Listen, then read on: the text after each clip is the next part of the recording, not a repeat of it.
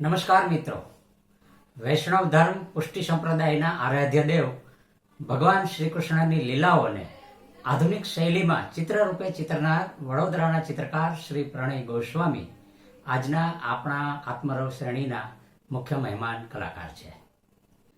ચિત્રકાર શ્રી પ્રણય ગોસ્વામી કૃષ્ણ ભક્તિ પુષ્ટિ માર્ગના અનુયાયી છે. પરમ શ્રદ્ધેય શ્રી વલ્ભાચાર્ય મહારાજના તેઓ વંશજ છે. સંસ્કારથી તેઓ પુષ્ટિ માર્ગી અને આત્માથી તેઓ કલાકાર છે. કૃષ્ણની નીલ રંગવર્ણી છબી કાયમ હૃદયમાં વસેલી હોવાથી તેમના મોટા ભાગના ચિત્રોમાં ભગવાન શ્રી કૃષ્ણ નીલ રંગ રૂપે પ્રગટ થયા છે. 1990માં ફેકલ્ટી ઓફ ફાઇન આર્ટ વડોદરાના પેઇન્ટિંગ વિભાગમાંથી કલા શિક્ષણ પ્રાપ્ત કરી અનેક શહેરોમાં નિજી પ્રદર્શનો યોજી તેઓ દેશમાં પ્રતિષ્ઠિત કલાકાર તરીકે જાણીતા થયા છે. અનેક ચિત્ર પ્રદર્શનો, સેમિનારો, આર્ટ કેમ્પ કે ઇનામો સન્માનોથી તેમની કારકિર્દી ઉજ્જવળ બની છે. આપ સહુને મારા એટલે કે ડૉક્ટર અશ્વિની જોશીના જય શ્રી કૃષ્ણ. કૃષ્ણ ભક્તિ અને ભારત એકબીજાની સાથે એટલા ગાઢ રીતે સંકળાયેલા છે કે એમને અલગ અલગ સ્વરૂપે જોવા અથવા એમનું ચિંતન કરવું એ થોડુંક અઘરું પડી જાય. ભારતની ઉત્તરે ગોકુલ, મથુરા, વૃંદાવન અને દક્ષિણે તિરુપતિ બાલાજી, પશ્ચિમમાં દ્વારકાધીશ આપણા ગુજરાતના દ્વારિકાના નાથ, અથવા પૂર્વમાં ઓરિસ્સામાં બેસેલા જગન્નાથજી, જ્યાં તેઓ ભાઈ અને બહેનની સાથે નિવાસ કરી રહ્યા છે.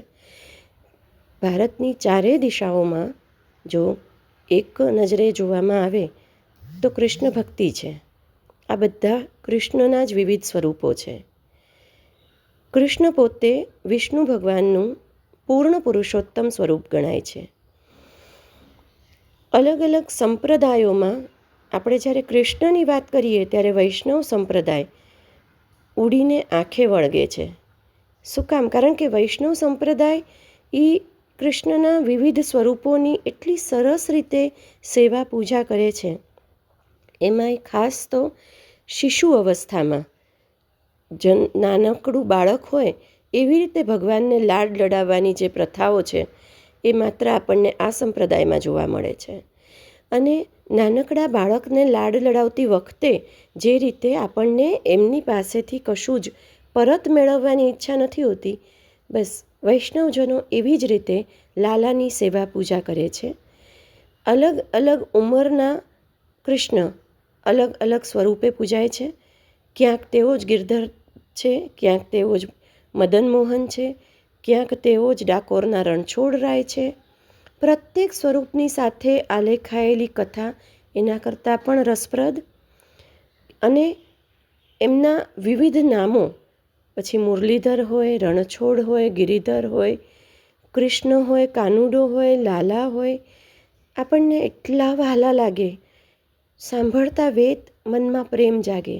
અને એની તો પરાકાષ્ઠા એ છે કે જ્યારે ભારતભરમાં ગમે ત્યાં દીકરો જન્મે છે તો માણસો કહે છે કાનુડો આવ્યો. અને એ દીકરો નાનપણમાં જ્યારે તોફાની અને નટખટ હોય છે ત્યારે પણ એનો પરિવાર એને એ જ રીતે લાડ લડાવે છે કે ભાઈ આ તો કૃષ્ણનું સ્વરૂપ છે. જેમ દીકરી આવે અને આપણે માતાજી પધાર્યા અથવા લક્ષ્મીજી પધાર્યા કહીએ છીએ, એવી રીતે નાના બાળકોને, નટખટ બાળકોને તો ખાસ કાનુડો કહીને બોલાવવાની પ્રથા છે. અને આવી મીઠાશ ભક્ત અને ભગવાનના સંબંધોમાં આટલું બધું સમર્પણ અને મીઠાશ આવું બીજા ભગવાનને કદાચ મને લાગે છે ઈર્ષ્યા આવે એટલી હદે છે. આજના આપણા આત્મરવ શ્રેણીના વિષય કૃષ્ણ ભક્તિ ઉપર પોતાની મધુર વાણી આપનાર ડૉક્ટર અશ્વિની જોશી, જેઓ સૌરાષ્ટ્ર યુનિવર્સિટી રાજકોટના નેનો સાયન્સ વિભાગમાં પ્રાધ્યાપક તરીકે સેવાઓ બજાવી રહ્યા છે. 24 વર્ષનો શૈક્ષણિક અનુભવ ધરાવતા ડૉક્ટર જોશીએ ઇજનેરીમાં ME ઉપરાંત વાયરલેસ કોમ્યુનિકેશનમાં PhD કરેલ છે. તેઓ GPSC પરીક્ષામાં રાજ્યભરમાં પ્રથમ ક્રમે ઉત્તીર્ણ થયા છે. બાળકો અને યુવાનોમાં સંસ્કાર, કેરિયર કાઉન્સેલિંગ, સ્વચ્છતા અભિયાન, છેવાડાની નારી માટે વૈજ્ઞાનિક અભિગમ, રાષ્ટ્રીય શિક્ષા નીતિ, રાષ્ટ્રપ્રેમ જેવા સામાજિક કાર્યોનું ઉત્તરદાયિત્વ તેઓ અનેક સંસ્થાઓની સાથે જોડાઈને હાલ નિભાવી પણ રહ્યા છે. રાજકોટના ઐતિહાસિક સ્મારક કબા ગાંધીનો ડેલોની ડોક્યુમેન્ટરીમાં તેઓએ લેખન સાથે વોઇસ ઓવર પણ કરેલ છે. બ્રહ્માજી સર્જન કરતા છે, સૃષ્ટિનું સર્જન કર્યું છે અને સતત નિરંતર ચાલતી પ્રક્રિયા છે. વિષ્ણુ ભગવાન આપણા પાલક પોષક છે અને બધું ઓર્ગનાઇઝ કરીને રાખે છે, મેન્ટેન કરે છે. સામે શંકર ભગવાન તાંડવ કરે છે, સંહાર કરે છે. આ એક જનરલ બધા ભગવાન માટે કહેવાતી એક ધારણા છે. કૃષ્ણ ભગવાન પોતે વિષ્ણુનું સ્વરૂપ હોવાથી સૃષ્ટિને બેલેન્સ રાખવા માટેના પ્રયત્નો કરે છે. પણ શ્રી કૃષ્ણના જન્મ સમયે તેમણે જે લીલાઓ બતાવી અને એ લીલાઓને પાછળથી અને અમુક વર્ષો બાદ જે રીતે અલગ અલગ સંપ્રદાયના સ્વામી મહારાજશ્રીઓએ ભક્તોની સન્મુખ રજૂ કરી, એનો જે રસ છે એ રસદર્શન તો સાહિત્યની ચરમસીમા છે. અને એમાં પણ શ્રી કૃષ્ણ ભગવાને એક્ઝેક્ટલી મહાભારતનું યુદ્ધ જ્યારે શરૂ થવાનું હતું, અર્જુન જ્યારે થોડોક વિષાદમાં હતો, ત્યારે એને જ્ઞાન આપવા માટે જે આખો ગ્રંથ આપણે જેને ભગવદ્ ગીતાજી કહીએ છીએ, એ ગીતાજીનું જે અદ્ભુત જ્ઞાન આપ્યું છે એ હવે 4-5 હજાર વર્ષે પણ એટલું જ પ્રસ્તુત છે. અને હા, ગુજરાતમાં આ મહામાનવ રૂપે અવતરેલા ભગવાન શ્રી કૃષ્ણ પોતે તેમણે પ્રાચી નજીક ભાલકા તીર્થ છે ત્યાં અંતિમ શ્વાસ લીધાની વાત છે. આપણે એમને તેમના ગૌલોક આગમન એવી રીતે માનીએ છીએ કે ભગવાન ગમે ત્યારે એ ચૈતન્ય ગમે ત્યારે પૃથ્વી એમને એમ છોડી દેતું નથી. આપણી આસપાસ ક્યાંક ને ક્યાંક આપણને સંઘર્ષના સમયે ટેકો કરવા માટે છે જ.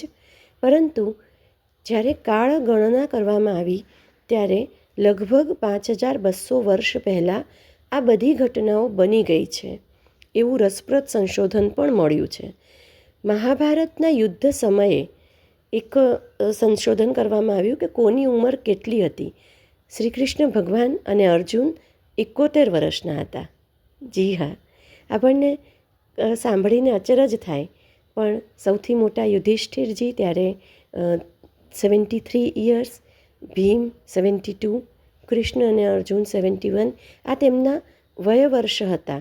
અને આવું તો ઘણું બધું આપણે અલગ અલગ કથાઓના માધ્યમથી જ્યારે વૈજ્ઞાનિક રીતે એમના સત્ય તથ્ય ચકાસવાની કુતૂહલ જાગે તો આવું મળે છે. એક પણ કથા હંબગ નથી. અને ફરીથી કૃષ્ણના જેટલા વિરાટ સ્વરૂપ હોય કે બાળ સ્વરૂપ હોય, નટખટ રાસ રમતું સ્વરૂપ હોય કે માખણ ચોરીને લઈ જતું સ્વરૂપ હોય, તમે જુઓ, મને લાગે છે કૃષ્ણ અને ભગવાન ગણેશના જેટલા ચિત્રો અને પેઇન્ટિંગ બન્યા છે, જેટલા વિવિધ રૂપે બન્યા છે, એટલા તો અન્ય કોઈ ભગવાનના નહીં બન્યા હોય. અને મારી આ વાતને આ જ અનુસંધાને કે ભગવાન કેવા છે, તમારી સાથે તમારું દુઃખ, તમારી વ્યથા કથા સાંભળીને તમને ઉકેલ આપે એવા છે. તો સાહિત્યમાં એમને શૃંગારમાં પણ લીધા છે. નરસૈયા એમના રસ દર્શનમાં એમના કૃષ્ણના દિવ્ય રાસનું વર્ણન કર્યું છે. અને અન્ય કેટલાય કવિઓ કૃષ્ણ ભક્તિમાં તરબોળ છે. ત્યારે એક મથુરા વૃંદાવનની જે બોલીમાં પંક્તિઓ મને મળી છે, એની સાથે હું આ મારી વાતને વિરામ આપીશ. મુંદરી ઉલझी गई राधिका की लट बिच, ढूंढत फिरत श्याम अपनी मुंदरिया, ललिता ने पाए लई मुंदरी सहेज लई, श्याम जो को जाय दई हीरे की मुंदरिया, बोली ठेलाए कछु भेट तो निकारो श्याम, बोले श्याम चुमी लेविए मोरी अंगुरिया, चुमत हसत जात ललिता कहत जात, राम करे खोए જાય તોરી એ બાંસુરિયા. એક હીરાની વીંટી જ્યારે કૃષ્ણ ભગવાનની ખોવાય છે, એમની સખી લલિતાને મળે છે, એ એમને પાછી આપવા આવે છે, ત્યારે મજાકમાં કહે છે કે કૃષ્ણ ભગવાન એટલે કાનુડા, મેં તને તારી હીરાની વીંટી પાછી આપી છે, મને કંઈક તો આપ પાછું, કંઈક તો ભેટ મળવું જોઈએ. કછું તો ભેટ નિકારો શ્યામ, એટલે શ્યામ એમને કહે છે કે આલે ને, મારી આંગળીની વીંટી ખોવાણી હતી તો લે, મારી આંગળીને તું ચુંબન કરી શકે છે. અને એની ઉપર લલિતા હસતા હસતા નિરાગસ પ્રેમથી કહે છે કે ભગવાન કરે ને તારી વાંસળી ખોવાઈ જાય કાનુડા. આ ઉદાત્ત ભાવ છે. પ્રેમ એક પરાકાષ્ઠા છે, એક ગોપીઓનો પ્રેમ, એનું સમર્પણ. કૃષ્ણ કથા અદ્ભુત છે. ક્યાંય તમે એને સીમાડાઓમાં બાંધીને રાખી નથી શકતા. પણ સમયની એક મર્યાદાને લીધે અહીંયા અટકું છું અને મને સાંભળવા માટે આપ સૌનો ધન્યવાદ. જય શ્રી કૃષ્ણ.